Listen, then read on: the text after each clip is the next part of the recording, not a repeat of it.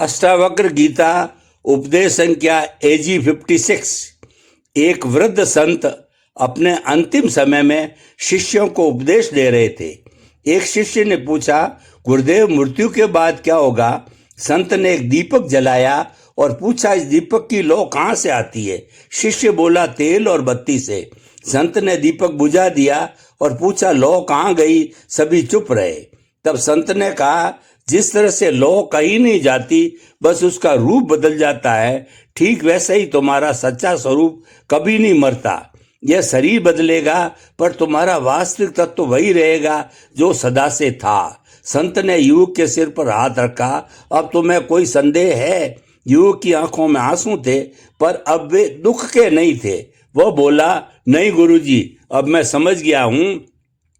मैं वह नहीं जो बदलता है, मैं वह हूं जो सदा एक समान रहता है। संत ने आशीर्वाद दिया, तब फिर किस बात का शोक?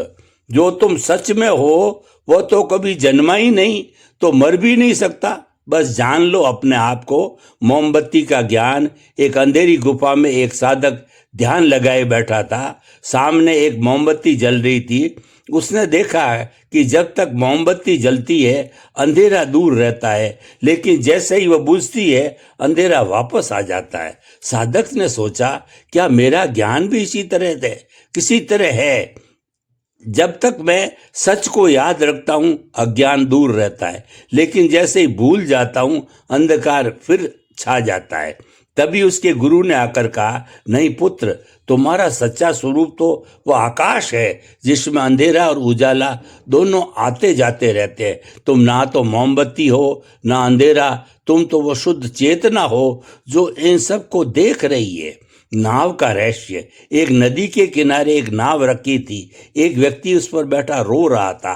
पास से गुजरते हुए एक संत ने पूछा, तुम क्यों रो रहे हो? व्यक्ति बोला, यह नाव मेरी है, इसने मेरे पूरे परिवार को डुबो दिया, मैं इससे नफरत करता हूं। संत ने कहा, नाव ने नहीं डुबोया, बल्कि तुम्हारा उससे लगाव ही तुम्हारे दुख का कारण है। जिस दिन तुम समझ जाओगे कि नाव सिर्फ एक साधन था, उस दिन तुम्हारा दुख भी डूब जाएगा।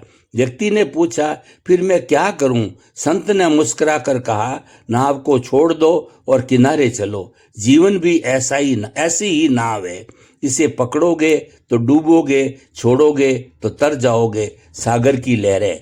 एक बार एक शिष्य ने अपने गुरु से पूछा, मन इतना अशांत क्यों रहता है? गुरु उसे समुद्र किनारे ले गए और कहा, इन लहरों को देखो, कभी ऊंची, कभी नीची, कभी शांत, कभी उग्र।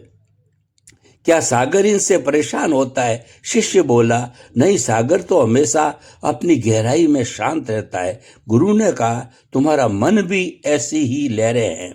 तुम अगर अपनी गहराई में उतर जाओ तो पाओगे कि वहां कोई अशांति नहीं। सच्चा तुम तो वही शांत संसार है। स्वर्ण की परीक्षा। एक राजा ने अपने पुत्र को सच्चा ज्ञान देना चाहा। उसने एक सोने का सिक्का लिया और उसे कीचड़ में फेंक दिया। फिर पुत्र से पूछा, इसे उठाओ। युवराज ने मुंह बनाते हुए कहा, यह तो गंदा हो गया। राजा ने सिक्के को उठाकर पहुंचा और पूछा, क्या इसका स्वर्ण कम हुआ? पुत्र बोला, नहीं, सोना तो वही है। राजा ने समझाया, ऐसे ही तुम्हारा सच्चा स्वरूप कभी मलिन नहीं होता। चाहे तुम कितने ही कर्मों की कीचड़ में फंस जाओ, तुम्हारा आत्म तत्व वैसा ही शुद्ध रहता है।